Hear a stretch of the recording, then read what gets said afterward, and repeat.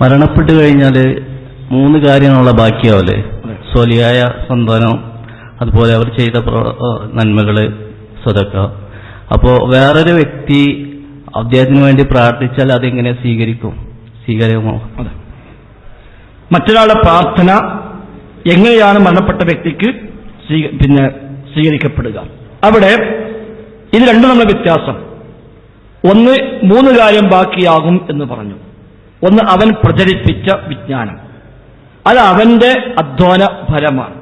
നമ്മളിവിടെ മുഖാമുഖം നടത്തി, ഞങ്ങളൊക്കെ മരിച്ചു പോയാലും ഒരു പക്ഷേ ഇതിങ്ങനെ CD-യായും അതേപോലെ യൂട്യൂബിലൂടെയും ഒക്കെ ഒരു പക്ഷേ പ്രചരിക്കും. ഇതിലൂടെ കാര്യങ്ങൾ ബോധ്യപ്പെട്ട് ചില ആളുകൾക്ക് ജീവിതത്തിൽ മാറ്റം വരും. അവരിലൂടെ ഒരുപാട് ആളുകൾക്ക് ഒരു പക്ഷേ ഭാവിയിൽ മാറ്റം വരും. അതൊക്കെ യഥാർത്ഥത്തിൽ ഈ ഒരു അധ്വാനത്തിന്റെ ബാക്കി പത്രമാണല്ലോ. അപ്പൊ അതിന്റെ പ്രതിഫലം കിട്ടിക്കൊണ്ടിരിക്കുന്നു. ചെയ്തു വെച്ച കർമ്മങ്ങളുടെ തുടർച്ചയായിട്ടാണ് അത് നമുക്ക് ഖബറിലേക്ക് ലഭിച്ചുകൊണ്ടേയിരിക്കും.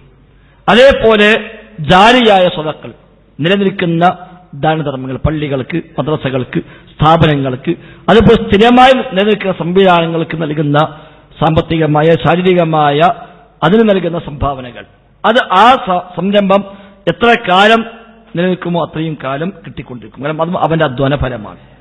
മൂന്നാമത്, അവന് വേണ്ടി പ്രാർത്ഥിക്കുന്ന മക്കൾ, അതും അവന്റെ അധ്വാനമാണ് മക്കൾ എന്നുള്ളത്. അവനാണ് പഠിപ്പിച്ചത്, അവനാണ് വളർത്തിക്കൊണ്ടുവന്നത്, അവനാണ് അവർ ഇസ്ലാമികമായ മര്യാദകൾ നൽകിയത്. അതുകൊണ്ട് ഇവന്റെ അധ്വാന ഫലം തന്നെയാണ് മക്കൾ, അതും ഇവന്റെ കർമ്മമായി പരിഗണിക്കപ്പെടും. അങ്ങനെ കർമ്മങ്ങളുടെ ഫലം കിട്ടുക എന്നത് ഈ 3-ൽ പരിമിതമാണ്. മറ്റൊരാളുടെ പ്രാർത്ഥന എന്ന് പറയുമ്പോൾ അയാൾ പ്രാർത്ഥിച്ചതിനെ കൂലിയല്ല നമുക്ക് കിട്ടുന്നത്, പ്രാർത്ഥിച്ചതിന്റെ കൂലി അയാൾക്ക് തന്നെയാണ്. ആ പ്രാർത്ഥന സ്വീകരിക്കപ്പെട്ടതിന്റെ ഗുണഫലമാണ് ലഭിക്കുന്നത്.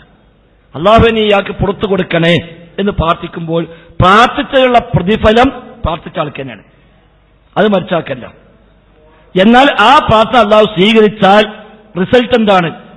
പുറത്തു കൊടുക്കണേന്ന് പ്രാർത്ഥിച്ചു, റബ്ബ് സ്വീകരിച്ചു, എന്താ കിട്ടുക? അയാൾക്ക് പുറത്തു കൊടുക്കും. ആ പ്രാർത്ഥനയുടെ ഗുണമാണ് അയാൾ അനുഭവിക്കുന്നത്. പ്രാർത്ഥിക്കുക എന്ന ഇബാദത്ത് ചെയ്തതിന് കൂലി പ്രാർത്ഥിച്ച ആൾക്ക് തന്നെയാണ്. അതാണ് വ്യത്യാസം. ഇതങ്ങനെ പ്രാർത്ഥിക്കാൻ ഖുർആൻ ഹദീസും പഠിപ്പിക്കുകയും ചെയ്തു. പ്രാർത്ഥിക്കാൻ ഖുർആൻ ഹദീസും പഠിപ്പിച്ചു. വിശ്വാസികളെ പറ്റി പറഞ്ഞപ്പോൾ യഖൂലുന റബ്ബന ഗ്ഫിർ ലനാ വലിഇഖ്വാനിനാ അല്ലദീന സബഖൂനാ ബിൽ ഈമാൻ, ഞങ്ങൾക്കും ഞങ്ങളെ മുമ്പ് കഴിഞ്ഞു പോയ വിശ്വാസികൾക്കും നീ പുറത്തു കൊടുക്കണേ എന്ന് പ്രാർത്ഥിക്കുന്നവരാണ് വിശ്വാസികൾ എന്ന് ഖുർആൻ എടുത്തു പറയുകയും ചെയ്തു. അപ്പൊ പ്രമാണമുണ്ട്. അതോടൊപ്പം ചെയ്ത ഇബാദത്തിന് കൂലിയല്ല കിട്ടുക. എന്നാൽ മക്കൾ ചെയ്യുമ്പോഴല്ല, മക്കളുടെ പ്രവർത്തനത്തിന്റെ അതിന്റെ പ്രതിഫലം തന്നെ ഇവർക്കുമുണ്ട്. കാരണം ഇവന്റെ അധ്വാന ഫലമാണ്. പഠിപ്പിച്ച ഇൽമിന്റെ പ്രചാരം നാട്ടു നടക്കുമ്പോൾ ഈ വയല് കേട്ട് എത്ര നന്നായോ, അവർ ഇനി എന്തെല്ലാം നന്മകൾ ചെയ്തോ അതിന്റെ വിഹിതം നമുക്ക് ലഭിക്കുകയാണ്. കാരണം എന്താ? ഈ അധ്വാനത്തിന്റെ ഫലം കൂടിയാണ് അയാൾ ആ നന്മ ചെയ്യാൻ നിമിത്തമായത്. അതാണ് വ്യത്യാസം. രണ്ടും തമ്മിൽ വൈരുദ്ധ്യമല്ല.